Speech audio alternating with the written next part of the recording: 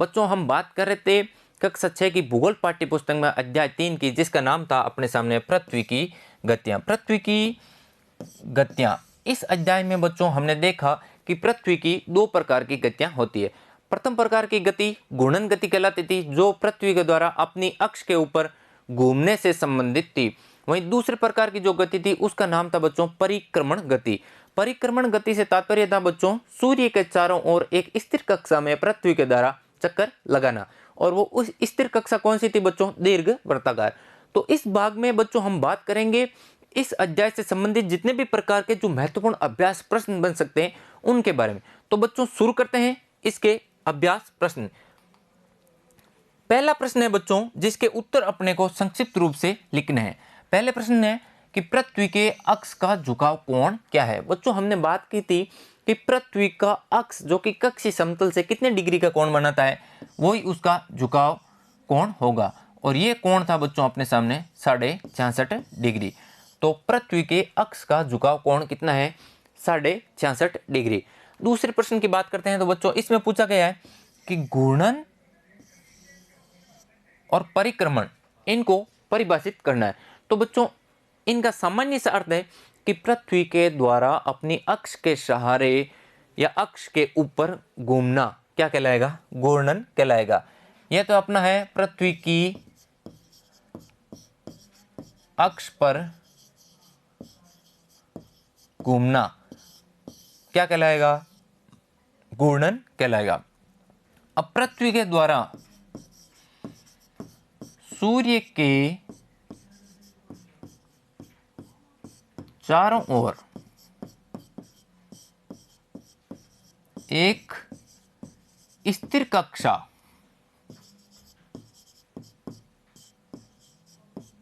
में चक्कर लगाना, वो क्या कहलाएगा? परिक्रमण कहलाएगा।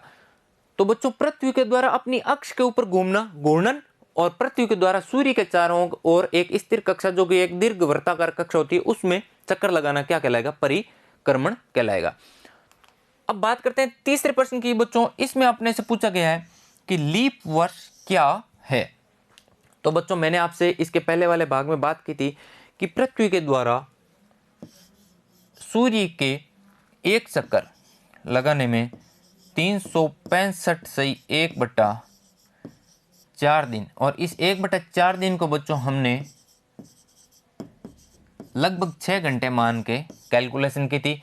तो हमने देखा था कि बच्चों प्रत्येक चौथे साल में ये 6 घंटे मिलकर क्या बन जाएगा? एक दिन 24 घंटे का अलग से बन जाएगा। तो प्रत्येक चौथा वर्ष बच्चों कितने दिन का हो गया अपना? 365 तो ये हो गए, और एक इनका बन जाएगा।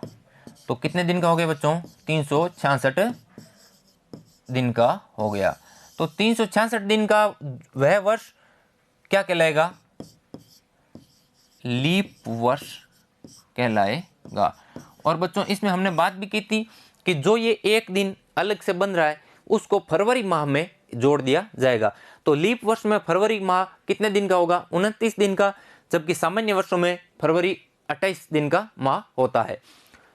और इस लीप वर्ष को ज्ञात करने के लिए बच्चों मैंने आपको बताया था कि जो भी वर्ष आपको दिया जाता है उसमें 4 का भाग दे दो। अगर 4 का भाग पूरा पूरा जाता है तो वो लीप वर्ष है, अन्यथा नहीं है। तो 2024 जो है बच्चों आने वाला अपना लीप वर्ष होगा। तो ये बच्चों लीप वर्ष के बारे में ये आपको पूरा बता दिया। इसके बारे में अब आप आसानी से लिख सकते हैं। अगले प्रश्न में बच्चों पूछा गया है कि उत्तर एवं दक्षिण अयनांत में अंतर बताइए। तो बच्चों हमने इसके बारे में बहुत डिटेल से बात की थी कि उत्तरी अयनांत और दक्षिणी अयनांत ये किस किस प्रकार से बनते हैं और किस किस प्रकार से इनसे अलग अलग ऋतुओं और अलग अलग समय का निर्धारण हो रहा था। तो बच्चों बात करते हैं कि उत्तरी अयनांत की।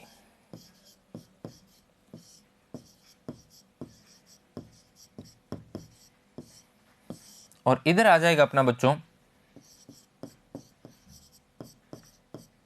दक्षिण अयनांत। अब पहले अंतर की बात की जाए बच्चों तो मैं आपको बताऊं कि उत्तर अयनांत वह स्थिति होगी जब पृथ्वी का उत्तरी ध्रुव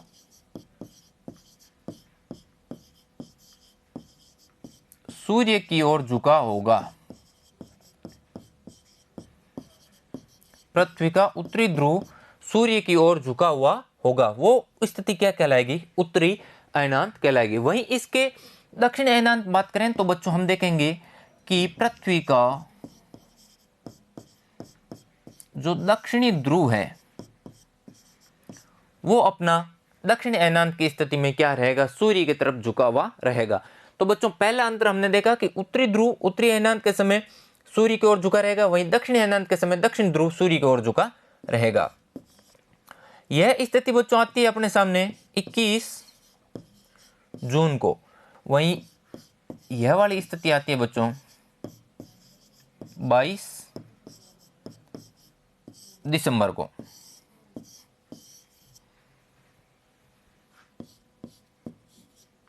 उत्तरी अयनांत में बच्चों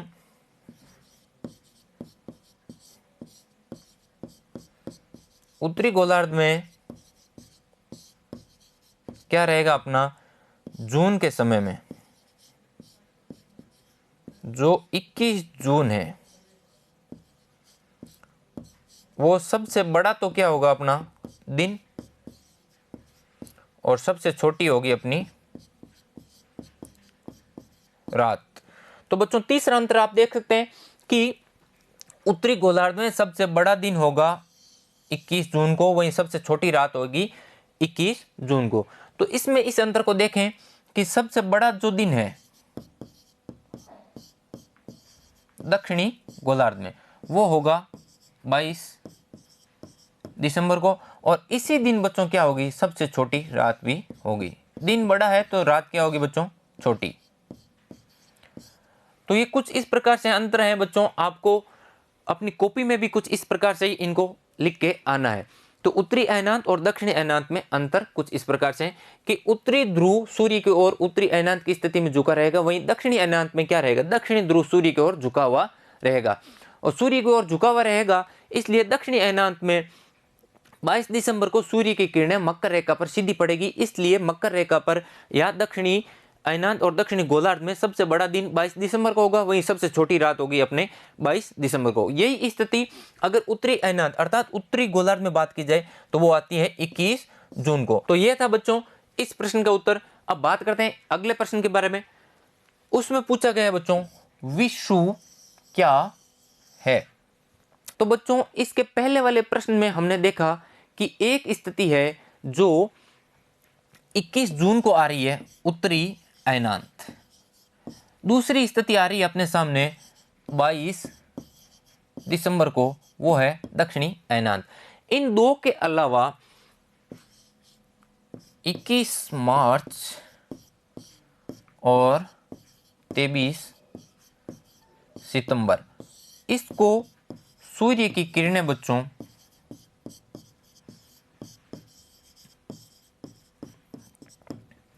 विषुवत वृत्त पर लंबवत चमकती है।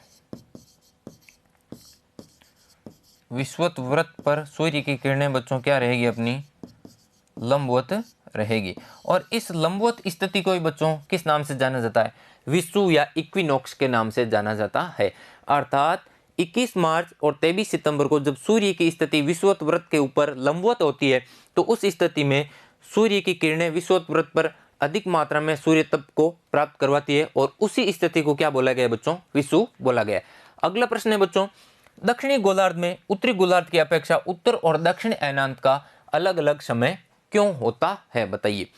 तो बच्चों इसके बारे में हम ऑलरेडी बात कर चुके हैं कि उत्तरी गोलार्ध और दक्षिणी गोलार्ध, उत्तरी गोलार्ध में उत्तरी अयनांत जो 21 जून को हो रहा था, इसलिए 21 जून को सूर्य की किरणें उत्तरी गोलार्ध में अधिक मात्रा में पड़ेगी, इसलिए उत्तरी गोलार्ध में जो ग्रीष्म ऋतु का समय है वो 21 जून के आसपास का समय होगा। वहीं उसी समय दक्षिणी गोलार्ध में बच्चों शीत ऋतु पाई जाएगी।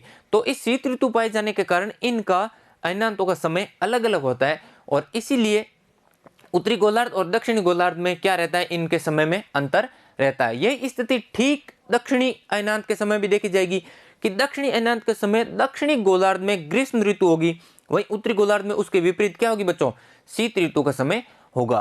तो ये बच्चों इस प्रकार से इस प्रश्न का आप उत्तर लिख सकते हैं। अगले प्रश्न की बात करते हैं कि बच्चों ध्रुवों पर लगभग 6 महीने का दिन और 6 महीने की रात होती है, क्यों? बच्चों मैंने आपसे बात की कि ये अपना सूर्य, ये उत्तरी गोलार्ध, ये दक्षिणी गोलार्ध।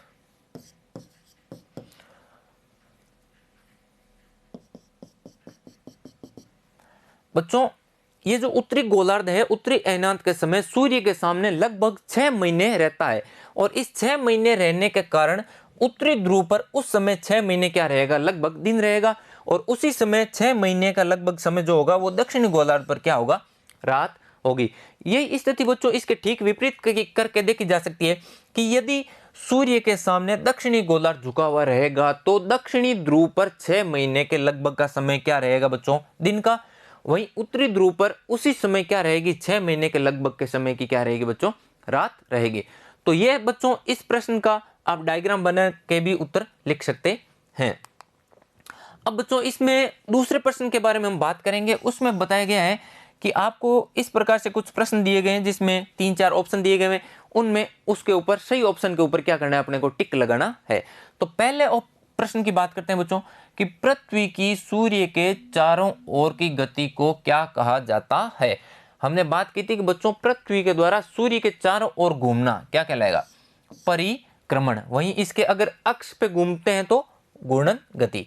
दूसरे प्रश्न की बात करते हैं बच्चों, सूर्य की सीधी किरणें विषुवत वृत्त पर किस दिन पड़ती है। विषुवत वृत्त पर जिस दिन सूर्य की किरणें सीधी पड़ती है उसको विषुव के नाम से जाना जाता है।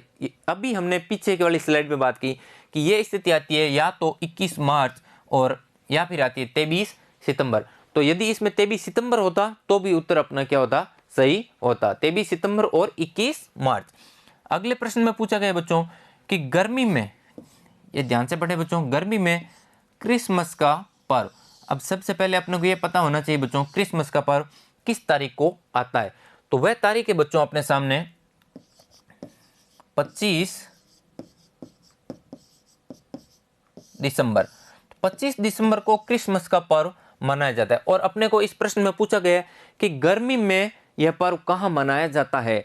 तो 22 दिसंबर के आसपास और 25 दिसंबर के आसपास सूर्य दक्षिणी गोलार्ध में मकर रेखा के ऊपर लंबवत चमकता है, और दक्षिणी गोलार्ध में चमकता है इसलिए दक्षिणी गोलार्ध में ही क्या मौसम होगा, गर्मी का मौसम होगा।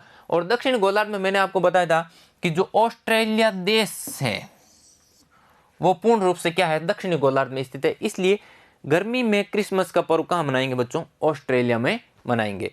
आगे प्रश्न की बात करते हैं तो बच्चों हम देखते हैं कि ऋतुओं में परिवर्तन, ध्यान से पढ़ें बच्चों, एक होता है दिन और रात का बनना या दिन रात का फॉर्मेशन, और एक होता है ऋतुओं में परिवर्तन।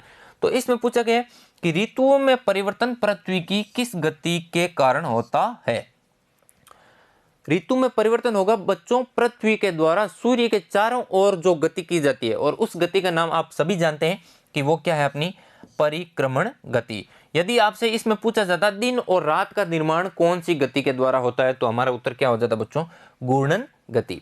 तो ये थे बच्चों चिन्ह लगाने वाले प्रश्न। और इसके आगे वाले प्रश्न में बात करते हैं जिसमें अपने को बोला गया है कि बच्चों क्या करना है, खाली स्थान भरें। इसमें बच्चों एक प्रश्न दिया गया है और इसमें अपने को खाली स्थान पे उपयुक्त उत्तर भरना है।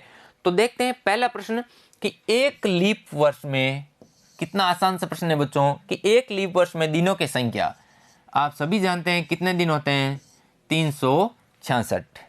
दूसरा प्रश्न है बच्चों पृथ्वी की प्रतिदिन की गति, प्रतिदिन की गति क्या कहलाएगी बच्चों, घूर्णन गति। पृथ्वी के द्वारा प्रतिदिन जो गति की जाती है वो अपनी कौन सी है बच्चों, घूर्णन गति कहलाती है। और जो इसको दैनिक गति भी बोलते हैं। यदि पूछा जाए पृथ्वी की वार्षिक गति, वार्षिक गति अर्थात सूर्य के चारों ओर चक्कर लगाने वाली, उसमें उत्तर होता है अपना परिक्रमण। अब आगे वाला प्रश्न में पूछा गया बच्चों पृथ्वी सूर्य के चारों ओर कक्षा में घूमती है, अर्थात पृथ्वी सूर्य के चारों ओर किस कक्षा में घूमती है, ये अपने को यहाँ पे लिखना है। तो ये मैंने आपको बहुत बार बता दी बच्चों कि पृथ्वी सूर्य के चारों ओर एक स्थिर कक्षा है जिसका नाम है बच्चों दीर्घवृत्ताकार कक्षा। और इस दीर्घवृत्ताकार कक्षा में ये क्या करती है बच्चों, सूर्य के चारों ओर चक्कर लगाती है।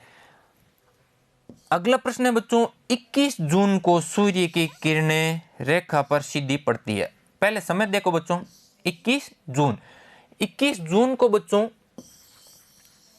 ये अपनी पृथ्वी, ये 0 डिग्री विषुवत और ये अपना 23.5 डिग्री नॉर्थ अर्थात कर्क रेखा। अब बच्चों बात कर रहा है 21 जून को, तो 21 जून को हमने देखा कि सूर्य की स्थिति कहां पर रहेगी बच्चों, कर्क रेखा के ऊपर लंबवत रहेगी। और कर्क रेखा के ऊपर लंबवत रहने के कारण सूर्य की किरणें 21 जून को क्या होगी बच्चों, कर्क रेखा के ऊपर क्या पड़ेगी, सीधी पड़ेगी। इसके आगे वाला प्रश्न है बच्चों, इसमें पूछा गया है कि ऋतु में दिन छोटे होते हैं, अर्थात कौन सी ऋतु में दिन छोटे होते हैं। तो बच्चों हम सभी लोग जानते हैं आसानी से कि जो अपनी शीत ऋतु होती है उसमें अपने दिन का समय क्या रहता है, कम रहता है। वहीं ग्रीष्म ऋतु में क्या रहता है, दिन का समय अधिक रहता है। तो दिन छोटे कब होंगे बच्चों, शीत ऋतु में होंगे। तो बच्चों ये थे अपने अध्याय 3 पृथ्वी की गतियां, घूर्णन और परिक्रमण से संबंधित महत्वपूर्ण जो जितने भी प्रकार के अपने ये अभ्यास के प्रश्न बन सकते थे वो। इसके आगे वाले भाग में मैं आपके लिए लेके आऊंगा बच्चों इसी पुस्तक का पार्ट 4। तब तक के लिए बच्चों धन्यवाद।